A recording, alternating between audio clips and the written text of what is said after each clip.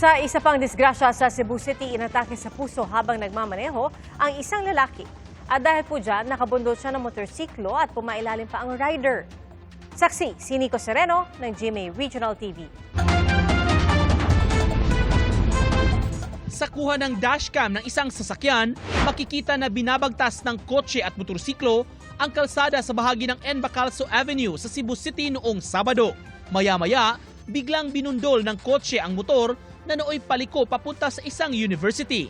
Magkasintahan ang mga sakay ng motor. Kwento ng uploader, natumba ang motorsiklo sa lakas ng pagbangga. Nasagasaan ang paa ng angkas habang nakaladkad at pumailalim sa kotse ang rider. Ang ni-brake sa iyang sakyanan, ang lawas na sa iyang naligsan. O nga nagbara sa ilawom kay pag naog nako nag-revolution man siya, so meaning dili brake ang iyang last nga natamakan ang accelerator gyud. Pinagtulungan nilang buhatin ang kotse palayo sa rider na nasa ilalim. Nang lapitan nila ang babaeng kasama ng driver, humihingi na pala siya ng tulong.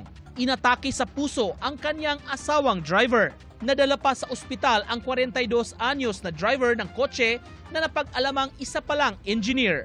Pero sa isang text message, kinumpirma ng Traffic Enforcement Unit na binawian din siya ng buhay. Agad din namang na-discharge mula sa ospital ang rider na nagtamo ng galos at pasa sa katawan.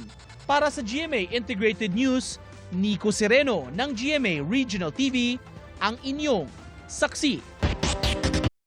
Mga kapuso, maging una sa saksi. Mag-subscribe sa GMA Integrated News sa YouTube para sa iba't ibang balita.